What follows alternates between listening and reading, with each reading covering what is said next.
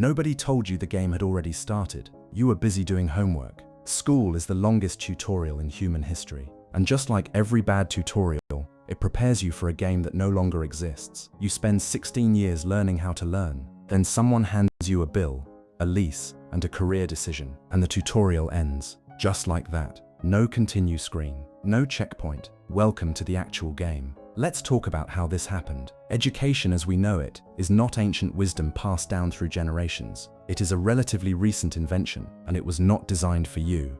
It was designed for an economy that needed obedient, punctual, factory-ready workers. In the early 1800s, most children worked. Farms, factories, workshops. Children were part of the labor force. The push for compulsory schooling came from industrialists and governments, not philosophers. They needed workers who could follow instructions, show up on time, and not ask too many questions. Sound familiar? Prussia pioneered the modern school system in the 1800s. A centralized curriculum, standardized testing, age-based grade levels, all of it designed to produce reliable, compliant citizens. The United States looked at Prussia and said, "We want that." So did most of the world. And the Prussian model spread, not because it was the best way to educate humans, but because it was the most efficient way to produce industrial workers. The bell rings, you move. The test comes, you perform. The grade arrives, you are ranked. Just like a factory production line, but for children. Here's where it gets interesting. The Industrial Revolution ended.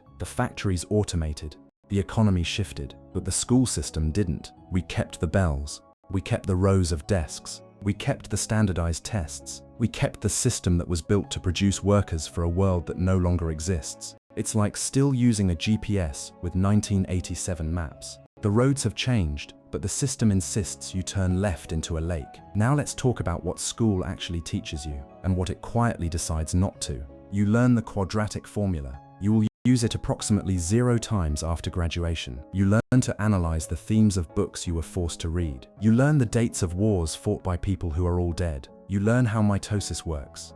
You learn what the powerhouse of the cell is. You learn the capital of every country. And yet, nobody teaches you how to do your taxes. Nobody teaches you how to read a lease agreement. Nobody teaches you what a credit score is, how it works, or why it will quietly ruin your life if you ignore it. Nobody teaches you how to negotiate a salary. Nobody teaches you how to manage anxiety, grief, or failure. Nobody teaches you how to spot a logical fallacy in an argument. Nobody teaches you how to cook a meal, save money, or make a doctor's appointment as an adult. The things you actually need, the operating system of being a human, are not on the curriculum. They are learned, if at all, by accident, or by watching your parents, or by failing publicly in your 20s. Now, to be fair, school does teach some genuinely useful things. How to read, how to write, how to think logically, at least a little, how to show up somewhere every day even when you don't want to. That last one is actually underrated, but the ratio is off. 12 years on subjects most people never use again.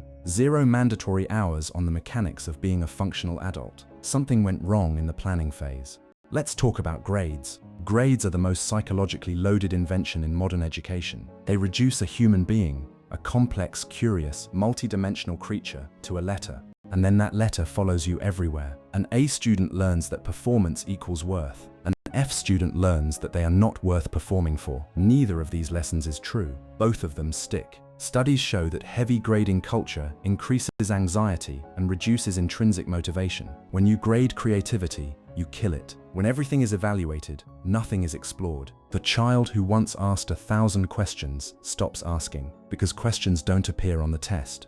And here's the part that should genuinely bother you. The subjects that matter most in modern life get the least time. Art, music, physical education, slashed first when budgets are cut. Critical thinking is rarely a standalone subject. Emotional intelligence is not graded. Entrepreneurship is not standard curriculum. Financial literacy is an elective, if it exists at all. We have built a system that optimizes for the wrong outcomes. And we graduate millions of students every year who are excellent at passing tests and completely unprepared for everything else. Now let's talk about the donkey in the room. The average student spends roughly 15,000 hours in school. 15,000 hours. That is more time than it takes to become an expert in almost anything, according to research on deliberate practice. 15,000 hours, and most adults still don't know how compound interest works. Something is wrong with how we are spending those hours. There are teachers who change lives. There are classrooms that spark genuine curiosity. There are moments in school that plant seeds that grow for decades. None of that is the system's doing.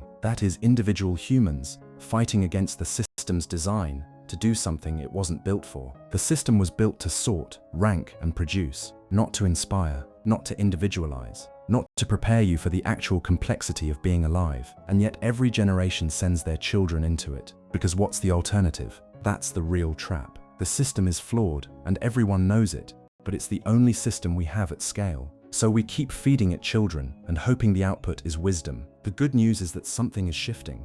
Online learning has exploded. Self-directed education is growing. Countries like Finland have redesigned their entire school system around curiosity, play, and teacher autonomy instead of testing and compliance. Finland consistently ranks among the highest in the world for education outcomes. They did it by doing the opposite of what everyone else was doing. Less homework, fewer tests, more trust in teachers, more time for children to be children. And it worked. The tutorial doesn't have to be this broken. We know what works. We just haven't had the courage to throw out the Prussian blueprint and start over. Here's the final thought. School taught you how to sit still, follow instructions, and perform on command. Those are not useless skills, but they are not enough. The world doesn't give you a grade. It gives you consequences. It gives you ambiguity. It gives you problems that have no single correct answer. It gives you situations that were never covered in class. And it doesn't wait for you to study. The game started the moment the tutorial ended. Maybe even before. You're already playing. You just weren't told the rules. Go figure.